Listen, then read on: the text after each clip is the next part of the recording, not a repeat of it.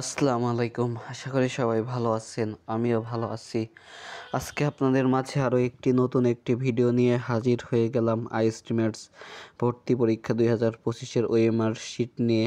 OMR sheet পূরণ করার সঠিক নিয়ম এবং যে ভুল করলে তোমার খাতা বাতিল হয়ে যাবে, সেই বিষয়ে আজকের ভিডিওতে কথা বলবো। তো শুভ হেডলাইন ইউটিউব চ্যানেলে যারা এখনও সাবস্ক্রাইব করেননি, সাবস্ক্রাইব করে বেল আইকন বাটনটি অন করে দিবেন এবং যারা আইএসটিমেটস ভর্তি পরীক্ষা দিবে তাদের কাছে চাইলে ভিডিওটি শেয়ার করে দিতে পারো। তো চলো শুরু করা যাক আজকের ভিডিও। আচ্ছা, ঠান্ডা লেগেছে, আগেই দুঃখিত, আন্তরিকভাবে দুঃখিত। আচ্ছা, প্রথমেই যে আইএসটিমেটস যে ভর্তি পরীক্ষা হবে, ভর্তি পরীক্ষার ওএমআর শিট থাকবে।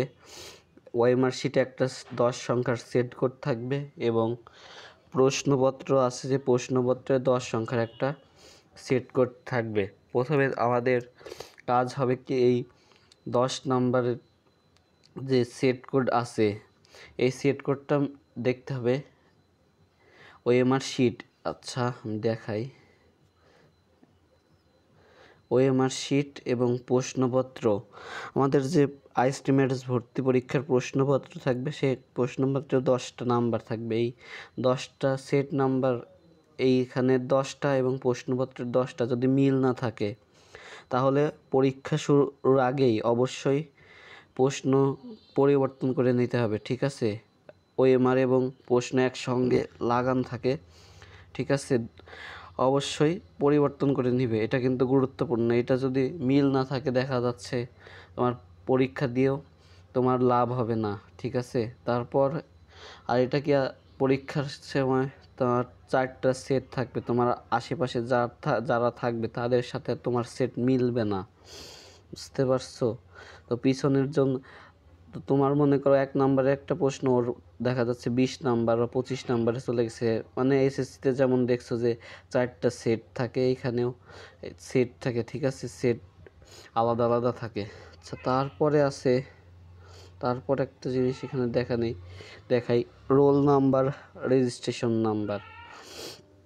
এখানে নিজেদের যে রোল, অ্যাডমিট কার্ডে যে রোল আছে, সেই রোল দেখে দেখে লিখবে। অবশ্যই এইগুলা কম্পিউটারে দেখবে। কালো এই বৃত্তগুলো যেন ভালো কালো বল পেন দিয়ে পূরণ করতে হবে। ঠিক আছে, অ্যাডমিট কার্ড দেখে দেখে লিখবে এবং সিরিয়াল নাম্বারও অ্যাডমিট কার্ডে দেওয়া থাকবে। ওই অ্যাডমিট কার্ড দেখে দেখে রোল নাম্বার, সিরিয়াল নাম্বার ভালো করে দেখে দেখে লিখবে। এখানে যদি রোল নাম্বার, রেজিস্ট্রেশন নাম্বার ভুল হয়, সেই ক্ষেত্রে কিন্তু তোমার রেজাল্ট আসবে না, বুঝতে পারছো? ঠিক আছে, এইগুলো অ্যাডমিট কার্ড দেখে দেখে লিখবা। তারপর আচ্ছা, এইটা দেখায় আমার এখানে সম্পূর্ণ, ওইখানে বাংলায় দেওয়া আছে, এই ওএমআর শিটটাতে ভালোভাবে দেওয়া আছে। তারপর আমাদের যেই কাজ, রোল নাম্বার, সিরিয়াল নাম্বার পূরণ করার পর যেটা কাজ, ক্যান্ডিডেট সিগনেচার।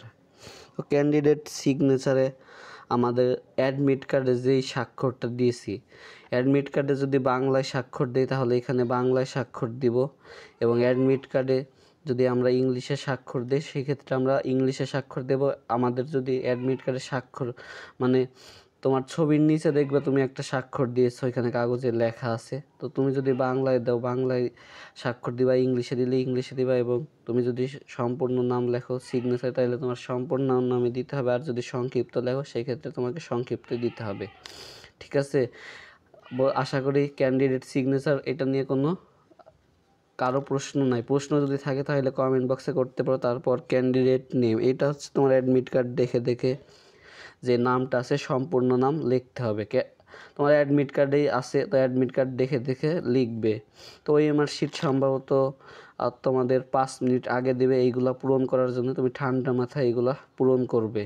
তারপর আছে ইনভিজিলেটর সিগনেচার, ইনভিজিলেটর নেম, এটা হচ্ছে তোমার কক্ষে যে দায়িত্বরত শিক্ষক থাকবে তার সিগনেচার এবং নাম। এটা দেখবে অবশ্যই যেন স্যার তোমার খাতা সই করে। ঠিক আছে, সই করে, এই বিষয়গুলো খেয়াল রাখবে।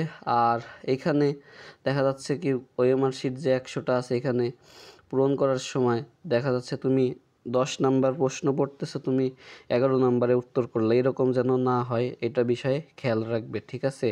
যে যে বিষয়গুলোর কথা বললাম এইগুলা ঠিক রেখে এইগুলো ঠিক রেখে ঠান্ডা মাথায় পরীক্ষা দিবে। সবার পরীক্ষা ভালো হোক এই কামনাই করি। আজকের ভিডিও এই পর্যন্তই। আসসালামু আলাইকুম।